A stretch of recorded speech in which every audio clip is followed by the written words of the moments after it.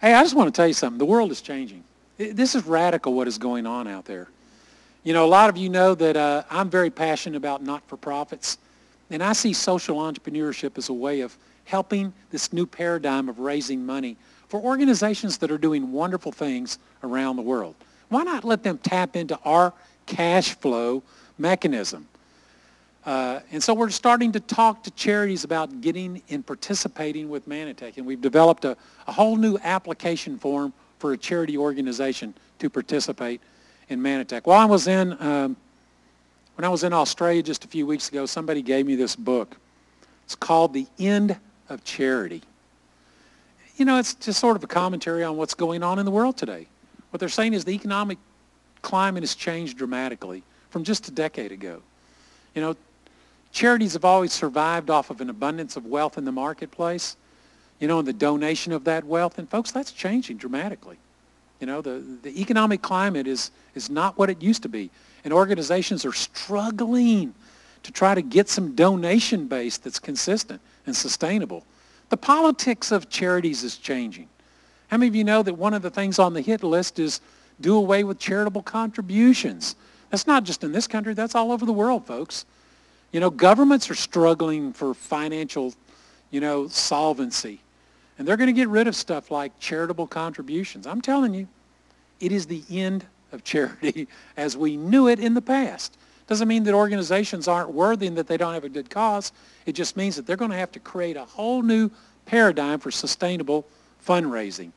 And of course, this says it's the time for social enterprise. That's what we're talking about, social entrepreneurship. Letting the market, you know, bring sustainable funding into not-for-profits.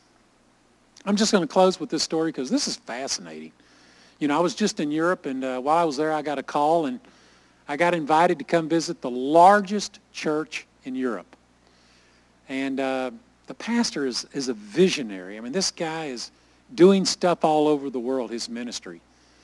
And, you know, I went to visit because he said, we're looking for a new paradigm for sustainable funding. He said, we take all of our tithes and offerings and we reinvest it back into our communities that we're in. You know, we're driving social change in our community. We don't have buildings. We can't afford them. We don't want to spend tithe money to build buildings. We need a new, and he said, I believe the solution for that will come from the marketplace. So we started looking, what is our most valuable asset? It's people. We're linked to tens of thousands of people all over Northern Europe, you know, Eastern Europe. He said, we've got this massive people organization that feel passionate about who we are. We need to plug them into some kind of a marketplace vehicle. And he said, there's only one that can compensate them and compensate us. It's this network marketing thing. He said, the challenge we're having is mixing this business that has become associated with manipulation and greed and power and ego with the purpose and, you know, of our missions program and of our church. And we're just trying to figure out how to make that work. Then we found you. He said, man, you guys are a breath of fresh air. He said, you're going to change the image of direct sales because you use it for a purposeful mission. You use it to change people's lives. He said, that's what we're looking for. Could you come and meet with our apostolic council, people from all over Europe? And I said, I'll be there. Got on a plane, flew there, spent the whole day with these people. You know, this wasn't on my agenda.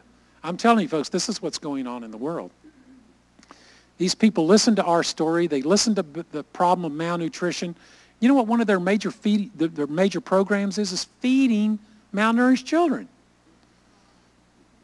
And you know, the minute I said there's a difference between feeding and nourishing, they got it. You know why? Because they have such little money, they feed these kids the cheapest processed food product, but it's all about filling their stomachs, not nourishing them. And I showed them what we did with Manna Relief. You add a quarter of a teaspoon of our powder into whatever your food is, it'll change it to the most nourishing thing those kids will ever eat. Man, these people were just going, this is unbelievable. You mean that we get to feed children, nourish children, make money for our ministry, make money for our people, all through the social entrepreneur mechanism of Manatech? I said, yeah. They go, who's ready to vote? You know, I mean, they had about 7 or 8 networking companies pitching them on all this wild stuff, right, out there. And we're going to make you millions and stuff. That's all important to them. But here's what was more important, that it tied into the culture of the people that are in their organization. We're a people of purpose, not a people of manipulation. You know, we're a people of prosperity, not greed. You know, and this thing links it all together in the most appropriate way. They said, well, the council's going to have to vote on who. I didn't get out of town before they called me, and they said, we voted on you. Now, let me tell you something. Let me tell you how visionary this guy is. He had his 12 apostolic leaders go into the different parts of Europe where they operate, go down into the church communities, and ask for people who would do the business that they picked. So they had this organization already pre-structured with people's names and numbers and everything. You know how many people?